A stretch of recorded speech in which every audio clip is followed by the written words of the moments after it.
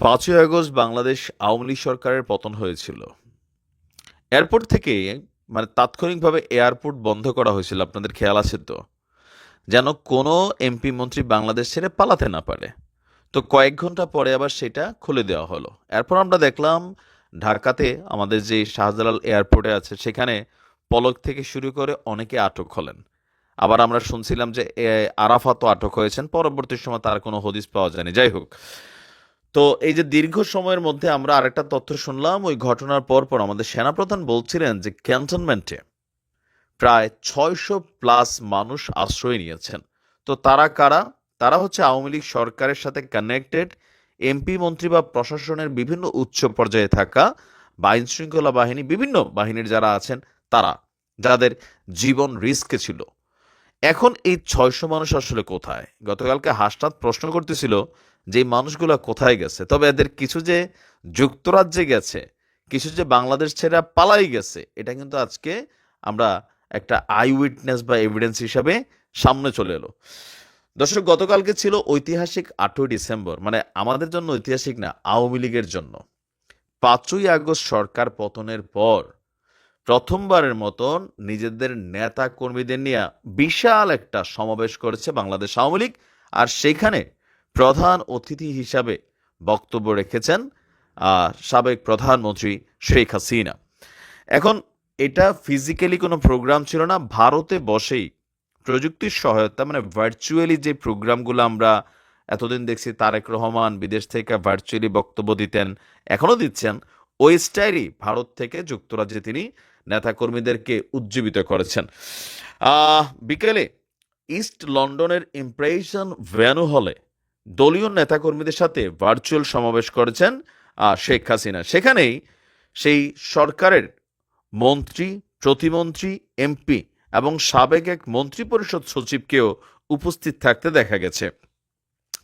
যাদের দেখা গেছে তারা হলেন সাবেক মৎস্য এবং প্রাণী সম্পদ মন্ত্রী আব্দুর রহমান, সাবেক প্রবাসী কল্যাণ এবং বৈদেশিক কর্মসংস্থান প্রতিমন্ত্রী শফিকুর রহমান চৌধুরী, সাবেক সংসদ সদস্য হাবিবুর রহমান হাবিব, সাবেক মন্ত্রিপরিষদ সচিব কবির বিন আনোয়ার।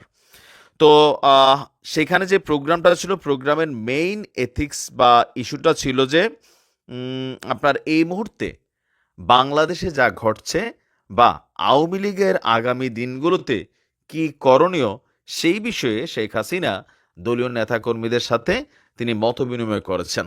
আর এটা নিয়ে আওয়ামী লীগের যারা নেতাকর্মী আছেন, আওয়ামী লীগের অফিসিয়াল ফেসবুক পেজ বা ইউটিউব চ্যানেল অথবা আরও যে বিভিন্ন পেজগুলো আছে, আইডিগুলো আছে, সেখান থেকে এটা সম্পর্কে বেশ কিছু বক্তব্য বা ফুটেজ জনগণের উদ্দেশ্যে প্রকাশ করা হয়েছে।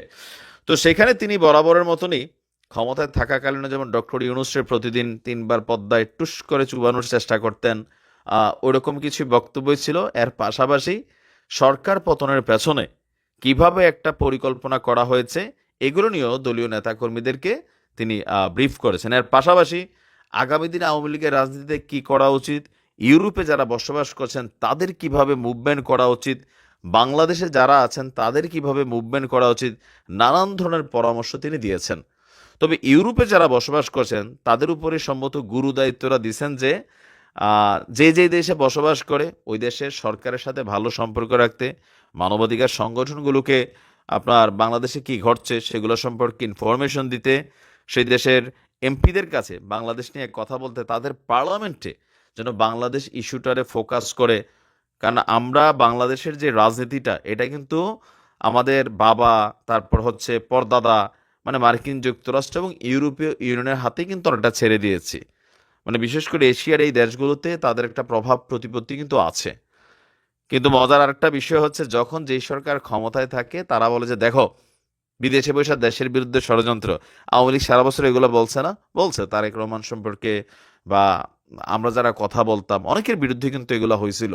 তো এখন আবার ওই একই স্টাইলে, একই ফর্মুলাই আবার ফলো করা হচ্ছে। তো এইটা নিয়ে আবার আমরা দেখছিলাম যে যুক্তরাজ্যের যিনি হাই কমিশনার আছেন, তাকে কিন্তু আমাদের সরকারের পক্ষ থেকে একটা বার্তা দেওয়া হয়েছিল যে দেখেন, যুক্তরাজ্যে আপনি এই প্রোগ্রামটা কিভাবে আপনারা করতে দিচ্ছেন, কিন্তু যুক্তরাজ্যের সিস্টেমে চাইলেই করতে পারে, কোনো বাধা নেই। সেটাই এখানে প্রমাণিত হলো। কারণ যুক্তরাজ্য সরকারকে একটা বার্তা দেওয়ার পরেও সরকার এই প্রোগ্রাম বন্ধে কোনো ধরনের ভূমিকা তারা রাখেনি।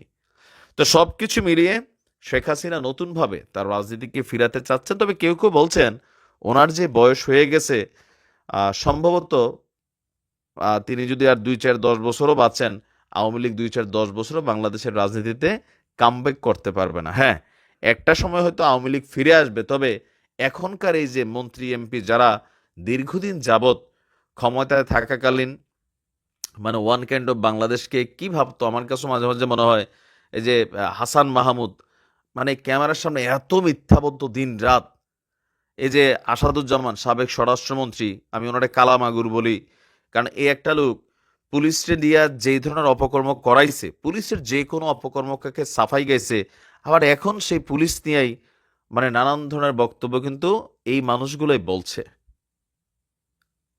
তা আমরা চাই বাংলাদেশে ইন ফিউচার একটা ডিফারেন্ট একটা রাজনীতি, যে সরকার পরিবর্তন হবে, ক্ষমতার পরিবর্তন হবে, কিন্তু কোন একজন মানুষ আওয়ামী লীগ করতো, কোন একজন মানুষ বিএনপি করতো, কোন একজন মানুষ জামাত করতো, তার বিরুদ্ধে মামলা, তাকে হয়রানি, তার ব্যবসা প্রতিষ্ঠানে ভাঙচুর, মব জাস্টিসের শিকার হওয়া, তারা না পেলে তার ছেলের অস্ত্র চালান দিয়ে ঢুকাই দেওয়া, এই যে কর্মকাণ্ডগুলো, এই যে নোংরামি, এগুলা বন্ধ হইতে, বাট এখনো কি বন্ধ হয়েছে?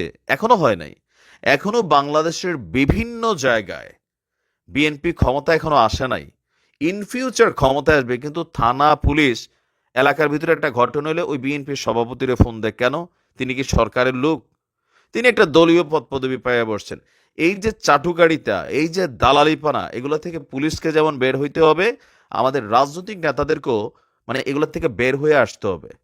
আওয়ামী লীগের এমন কঠিন পরিণতি দেখার পরেও রাজনৈতিক দলগুলোর মধ্যে কি কোনো রকম পরিবর্তন আছে আপনি দেখতেছেন? কোথাও।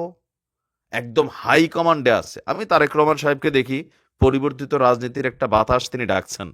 যেমন ধরেন এই যে কথায় কথা আপনারা যারা ফেসবুকে রাষ্ট্রনায়ক, দেশনায়ক, কিন্তু তারেক রহমান নিজে বলতেছে যে বাবা তুমি এত তেল মাইরো না, তুমি আমার এগুলো ডাকার দরকার নাই। এরপর আরেকটা ভালো কাজ করছে, আমি খুবই অ্যাপ্রিসিয়েট করি, সেটা হচ্ছে অলিতে গলিতে পোস্টারে ছেদদালাই ছিল, তো বলছে এগুলো তোলো। এগুলো হচ্ছে ভালো কাজ। ইভেন দলের মধ্যে যেই সকল চামচাড়া একদম প্রান্তিক লেভেলে মানুষের উপর জুলুম করতেছে, তাদেরকেও কিন্তু তিনি সতর্কবার্তা দিচ্ছেন, বাট তারপরেও অনেক কিছুই কিন্তু আউট অফ কন্ট্রোলে আছে। আপনি দেখেন যে একদম আহ, উচ্চ পর্যায় থেকে আমি রিজভী সাহেবের একটা বক্তব্যকে অ্যাপ্রিসিয়েট করি, রাজনীতি এরকম হওয়া উচিত। রিজভী সাহেবের একটা বক্তব্য কি ছিল, যে আওয়ামী লীগ করে কিন্তু তার বিরুদ্ধে কোনো মামলা নাই, সে কোনো অপকর্ম করে নাই, ওই মানুষটারে আপনি কেন মামলার আসামি করবেন? তারে কেন মব জাস্টিসের শিকার করবেন? ইভেন ছাত্র দলের কয়েকজনের বিরুদ্ধে মামলা দিচ্ছে বিএনপি কেন? আওয়ামী লীগের একটা পরিবারের উপর তারা অত্যাচার করছে। এটা হচ্ছে রাজনীতির সৌন্দর্য হওয়া উচিত। মানুষের হৃদয় জয় করার জন্য দলীয় কমান্ডার যখন কাজ করছে লোয়ার লেভেলে, ফ্যাট খাউয়া, এলাকার ভিতরে কোনো কাম নাই, বাদাইম্যা, এরকম একটা শ্রেণী আছে, ওই সিএনজি ওলার থেকে 50 টাকা, বাজারের জীবিত থেকে 5 টাকা, ওই দোকান থেকে লুটপাট। কালকে দেখলাম বিএনপি নেতার নেতৃত্বে এক বিশাল মাছের দিঘি লুটপাট করে সব ধরে নিয়ে যাচ্ছে। তো এগুলো কি গণমাধ্যমে দেখছে না? আগামী 16ই ডিসেম্বর বিজয় দিবস, বিজয় দিবস উদযাপন নিয়ে বিএনপির 2 কমিটি গুতাগুতি লেগে 10টা হাসপাতাল, কি পরিমাণ জোশ চিন্তা করছেন? এগুলো থেকে শিক্ষা নেন। আওয়ামী লীগও রাজনীতিতে ফিরতে হলে একটা ট্রেন্ড কিন্তু চালু হয়ে গেছে বাংলাদেশে, মানে জুলুম করলেই কিন্তু আওয়াজ উঠছে, তবে সব জায়গায় এখন আওয়াজটা ওইভাবে উঠছে না। আমরা আশা করি ইন ফিউচার আওয়াজ ওঠা যেন বন্ধ না হয়। তো দেখা যাক কি হয়। ভালো থাকুন। আসসালামু আলাইকুম।